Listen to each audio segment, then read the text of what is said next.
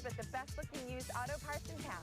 Log on for locations or visit an LKQ Pick Your Part today. Every KFOX 14 newscast is streamed live on KFOXTV.com. The coverage you can count on. This is the KFOX 14 Morning News.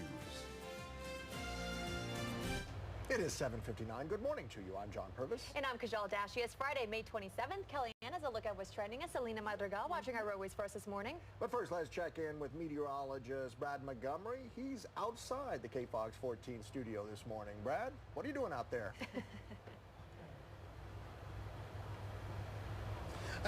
That's right. We're checking out because we got a balloon here in the parking lot. You can see it off the ground right there, slowly settling back down to the ground. Not too windy this morning. And there he goes, taking it up again as he fills it up with some hot air. Let's talk about your forecast for today, El Paso. 85 degrees, breezy, west winds this afternoon, 15 to 25 miles per hour. This we're showing you because it's El Paso Balloon Festival 2016 this weekend. That is going to be May 28th, 29th, and 30th, where Bowen Ranch, 5101 Stan Roberts, celebrating soldiers and balloons and a family-friendly atmosphere. We'll be talking much more about this balloon. You see it kind of floating around there. I'm going to be getting up in that balloon in just a little bit.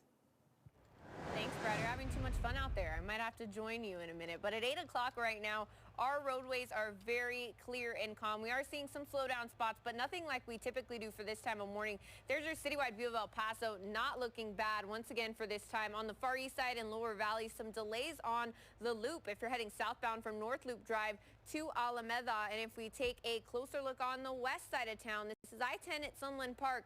Traffic is moving. Maybe some minor delays, but this is a really, really good time to head out and start your day because we are seeing traffic looking pretty good, especially for the time of morning on a Friday. Selena, thank you. Taking a look at your top stories. In less than an hour, defense lawyers will try to convince a jury to give Jan Michael Nieves a shorter prison sentence. Nieves was convicted of manslaughter for driving drunk and killing 2 TxDOT workers in a crash in 2014. He now faces up to 40 years in prison. A historic morning in Japan. Just a few hours ago, President Barack Obama paid tribute to the 140,000 people killed when the U.S. dropped an atomic bomb on Hiroshima. He is the first sitting president to visit Hiroshima. Now, he did not apologize for the attacks, but critics say his visit is basically an apology and an insult to veterans. Starting today, it's going to be easier to take the family on vacation, specifically to Disney World. At 4:56 this afternoon, Allegiant Airlines will take its first flight from El Paso to Orlando. The flights are direct and will take off on Mondays and Fridays. Return flights from Orlando to El Paso will take off at 2:30 p.m. on those same days. A slight uptick in gas prices has some El Pasoans with a big decision to make: fly or drive. KFOX 14 Morning News reporter Ryan Hill is live at El Paso International Airport to explain. Ryan? John, we've been out here all morning. We've seen the lines for the tickets, fluctuate up and down. Take a look. We showed you at the bottom of 7:30 hour how crazy the lines were. Now they're starting to thin out a little bit here at 8 o'clock in the morning. Now, these people have decided to fly to their destinations for this holiday weekend, but others will decide to drive. And that high gas price could impact them. According to one UTEP economics professor, over the last 90 days, gas prices have risen 15 cents. Despite this increase, the price is below 40 cents from where it was last year. Dr. Don Fullerton, the UTEP professor we spoke with, says the consumer is still benefiting. He also says recent scares could make more people reluctant to fly and opt to drive. But we wanted to hear from the people themselves about whether they're going to decide to fly or drive or the other way around. So some people tell me that it's just easier to hop on a plane, and others say that their destination is just so close it's unrealistic to even hop on a plane. 15 cents ain't that bad, and depending where you're going to drive, short distance, especially from around here, it's not that bad as opposed to, getting on a flight from hell. Considering it's a 3-day weekend, it might be more of a preference kind of thing, but gas prices I do believe will affect. Probably less people will drive. Think about it twice maybe, since it is a 3-day weekend and it's a little bit short. Dr. Fullerton tells me that in 2017, gas prices could jump again. Next year, he says that throughout the year, expect the price to jump up 15 cents. Now, he also tells me, quote, this will erode some of the gains that were made by last year's low gas prices. Reporting live in East El Paso, Ryan Hill, the KFOX 14 Morning News. It is 8:04. Tomorrow and Sunday, many El Pasoans will be at the Neon Desert Music Festival. KFOX 14 Morning News reporter Ashley Claster is live in downtown El Paso with what you need to know if you're going and the streets you should avoid if you aren't. Yeah, John, this is the 6th annual Neon Desert Music Festival. It will be here downtown all throughout Memorial Day weekend. Look at this. I am standing on one of the 3 stages they will be using this week. Audio engineers have been up here and crews are setting up equipment and getting ready for this concert. You can expect street closures, a lot of good artists, both national and local. Festival gates open at 3 p.m. both days. Performers take over 3 different stages. There's also a silent disco stage, multiple live art installations, and lots of good local food to eat.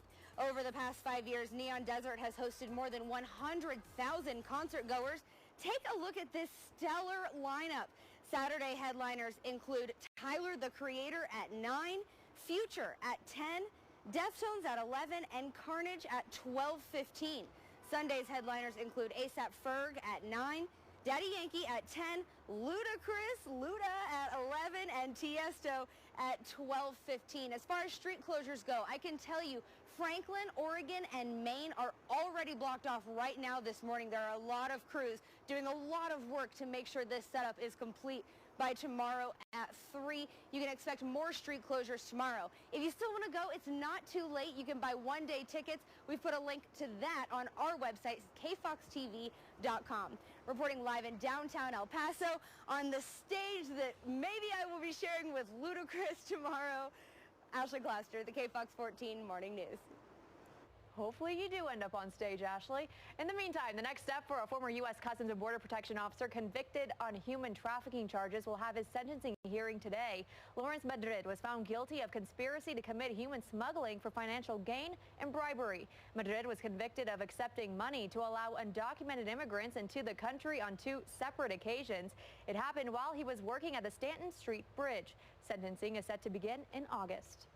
Donald Trump has passed the magic number. He now has the 1,237 delegates he needs to ensure a first ballot nomination at the Republican National Convention in July. And even after his victory lap in North Dakota, Trump took shots at Hillary Clinton, noting that she has yet to lock down her party's nomination. And she isn't the only foe on Trump's radar. Social media anchor Kellyanne has more. Donald Trump is the biggest trending topic this morning, and after shaking hands with some of the delegates in North Dakota who helped him capture the magic number he needed, Donald Trump took note of who hasn't reached the finish line yet, Hillary Clinton. Here I am watching Hillary fight, and she can't close the deal. And that should be such an easy deal to close. Now, Trump has one other Democrat in his sights, Massachusetts Senator Elizabeth Warren. Pocahontas, is that what you said? I think she's as Native American as I am, okay? That I will tell you.